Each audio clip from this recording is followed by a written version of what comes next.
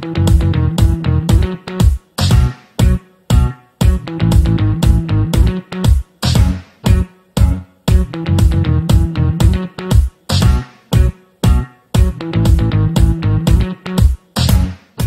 à tous. Bonjour à toutes. Bienvenue dans ce 10e module. Et comme nous, on aime bien le changement, eh bien voilà, nous voici installés confortablement sur le canapé. Et vous avez vu que ça change la dynamique. Donc ce qui peut vous prouver aussi que dans un atelier du bonheur, changez juste un petit détail, une position, un changement et tout ça, et vous verrez la petite différence. C'était la petite parenthèse du jour.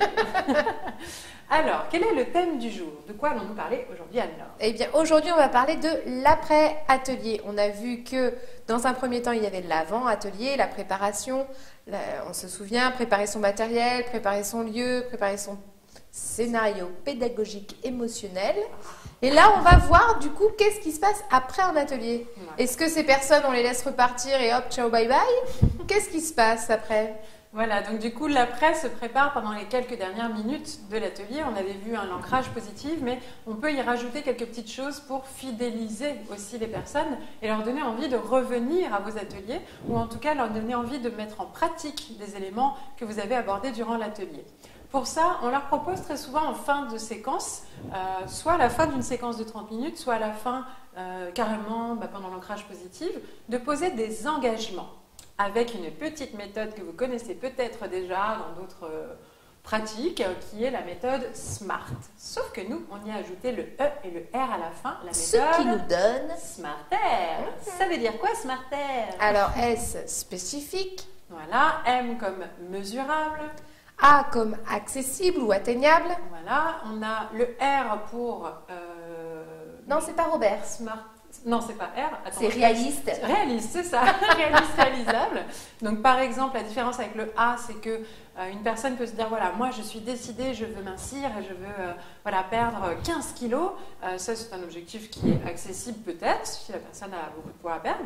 Mais par contre, si elle dit en 3 jours, là, c'est pas tout à fait réaliste et réalisable. Ou je veux perdre 1 kilo, mais en pleine période de Noël et des fêtes, c'est pas non plus. Donc, spécifique, mesurable, accessible, réaliste, réalisable. Nous avons le T pour temporairement défini. Voilà, jusque-là, peut-être que vous connaissiez déjà tous ces critères, mais nous allons rajouter, et encore plus dans un atelier du bonheur, le E. Comme enthousiasme. Voilà, donc une personne finit par exemple un atelier sur le thème de, on va dire, bah, tiens, on parlait des forces de caractère, on travaille sur la force de la curiosité, et donc du coup la personne, voilà, ma force principale c'est la curiosité. Qu'est-ce que je pourrais faire pour entretenir ma curiosité dans les 7 jours qui suivent l'atelier du bonheur? Ben, si je m'écoutais, j'aimerais, ah ouais, j'irais apprendre quelque chose à une conférence, ou je m'achèterais un livre, ou je sais pas, j'irais à une expo photo, satisfaire ma curiosité de cet artiste-là, etc. Mon engagement doit être spécifique, c'est clair. Mesurable, c'est dans les 7 jours. Accessible, bah oui, j'ai du temps, je peux physiquement aller à un lieu, c'est à côté, c'est pas réaliste. Bah, actuellement, dans les 7 jours, j'ai du temps, c'est vraiment possible dans le temps donné. Et temporairement défini, bah, c'est vraiment, j'y vais aller jeudi, je pense que j'y vais, au plus tard, vendredi prochain, je vais aller à cette expo. Donc c'est vraiment les aider à poser des engagements très précis et pas simplement dire oui, un jour. Ça, c'est quelque chose qu'on entend très souvent. Mais oui, je vais gagner en confiance en moi. Je m'engage à gagner en confiance en moi. Comment? C'est ça qu'on les accompagne. Donc ça se fait vraiment au fur et à mesure, mais c'est pour préparer l'après-atelier, pour pas juste qu'ils repartent en disant « Ah oui, oui, c'était génial, et maintenant, bah, je sais pas, mais c'était génial. » Ben non, maintenant, je vais aller à une expo. C'est clair. Alors, Smarter, on a vu que le E, c'était enthousiasmant, voilà. Le R, le dernier. Important de le rajouter à la fin, parce que c'est réévaluable. Oui. Ça veut dire que tout était en place pour aller voir cette expo jeudi prochain, sauf que là, mon fils a un accident de voiture et je dois l'emmener à l'hôpital le jeudi. Bah, évidemment, je ne vais pas pouvoir aller à cette expo, donc réévaluable, c'est s'autoriser à réévaluer mon objectif et à le refixer dans des nouvelles conditions, mais pas à l'annuler ou à dire « Ah ben voilà, j'ai pas de chance ». C'est être optimiste, être fonceur, déterminé, enthousiaste et se dire « Ok, je ne peux pas y aller aujourd'hui, et bien j'irai la semaine prochaine ». Et ça, je m'y engage. Et alors en plus, vous pouvez même trouver le sens, donner du sens à ce qui se passe.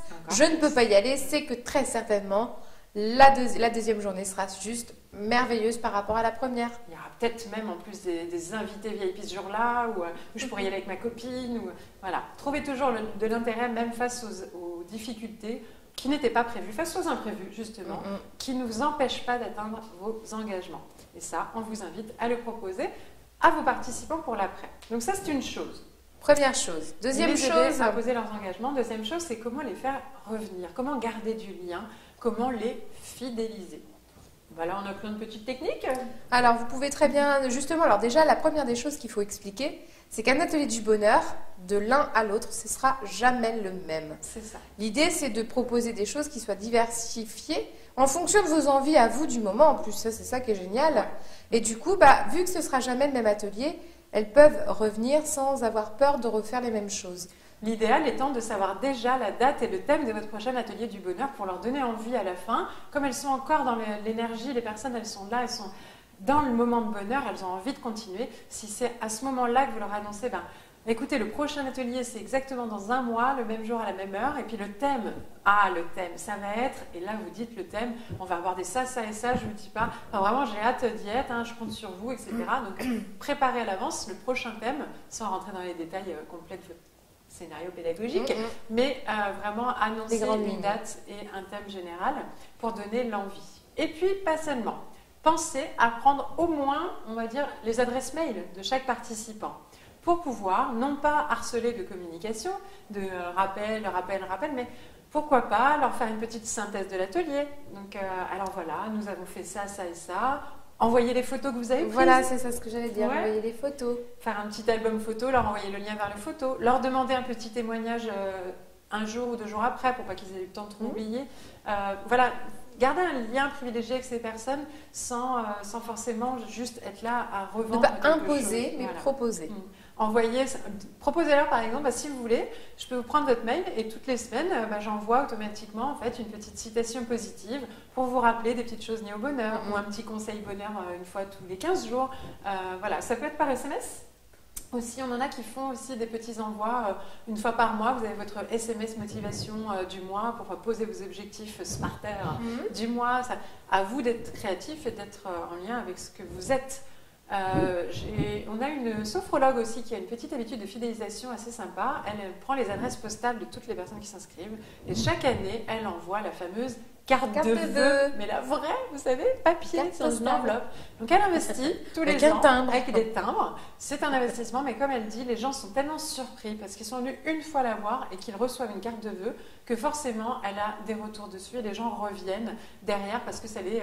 Waouh, elle m'a envoyé une carte de vœux, c'est génial. Et elle les écrit à la main. Et ça aussi, c'est une petite valeur ajoutée, c'est qu'elle personnalise, elle prend le temps. Pour elle, ça fait partie de ses habitudes et de ses rituels annuels. Et je trouve ça formidable. Donc, à vous de trouver vos petits trucs.